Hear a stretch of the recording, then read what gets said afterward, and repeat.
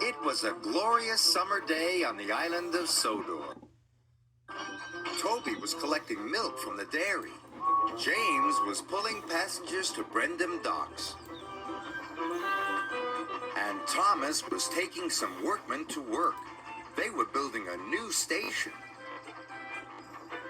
Every day, Thomas had to take the workmen there and bring them home again.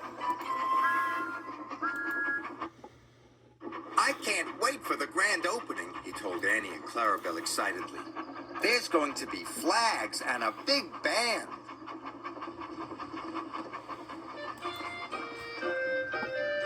On the way to the new station, there was a difficult bend in the track. Thomas didn't like it at all. He was worried about the bend. But his good friends Annie and Clarabel were there to help him. Slow down, they sang out. Slow down and puff with care. So Thomas did slow down, and he puffed with care. Thank you, Thomas puffed to Annie and Clarabel. I couldn't have done it without you.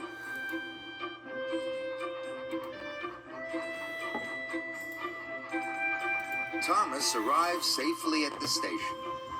So Topham Hatt was waiting for him.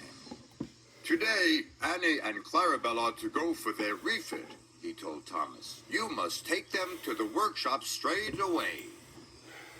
But how will I take the workmen home? Asked Thomas. But how will I take the workmen home? Asked Thomas. You can use ordinary coaches instead, said Sir Topham Hatt. Yes, sir, said Thomas, and he puffed away to the workshop.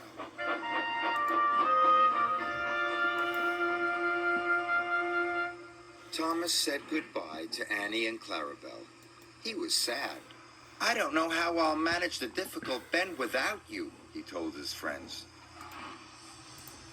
The next day, Thomas puffed to the coach yard. He to the coach yard. He was still thinking about the difficult bend. He was still thinking about the difficult bend. Thomas went too fast and gave the coaches a mighty biff. The coaches rolled along the line and bumped into James. Watch what you're doing, James snorted. Sorry, Thomas puffed. Thomas was missing Annie and Clarabel. He would never have biffed into them. Soon Thomas was on his way to pick up the workers at the new station. Difficult bend, he puffed nervously. The difficult bend came nearer and nearer. Thomas was supposed to slow down, but he wanted to get past the bend quickly. So Thomas went faster and faster. The coaches rattled and shook. So Thomas went faster and faster. The coaches rattled and shook. Soon be over, Thomas said to himself. And soon it was.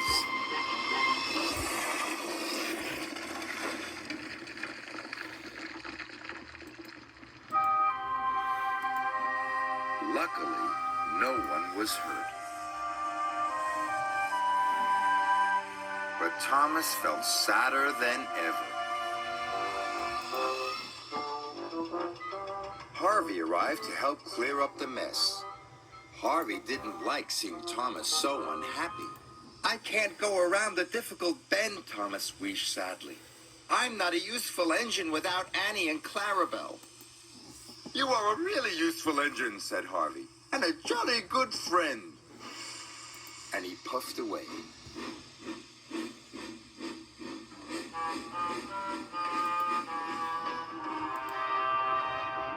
Thomas trundled slowly back to Tidmouth's sheds. He was very sad. He wanted to be back with Annie and Clarabel. Suddenly, Thomas saw a line of troublesome trucks rushing towards him. They had come uncoupled from Edward. Cinders and ashes, cried Thomas. The troublesome trucks are heading for the new station, and they're going too fast. I must warn the 'Stationmaster. So he raced after them. The troublesome trucks clattered along the track. Thomas was determined to save the new station, so he dashed after the runaway trucks. Thomas went faster and faster. He raced past the troublesome trucks, but he was nearly at the difficult bend.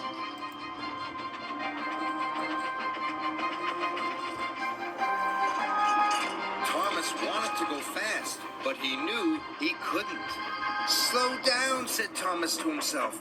"Slow down and puff with care." Thomas applied his brakes. He slowed down and puffed very carefully. He made it all around the difficult bend, all by himself. "I've done it," he tooted. But so did the runaway trucks. Thomas puffed as fast as he could. And he raced into the station just in time. "Runaway trucks are coming," he cried. "You must change the points." The signalman quickly changed the points. The troublesome trucks hurtled into a siding. They biffed and bashed the bumpers.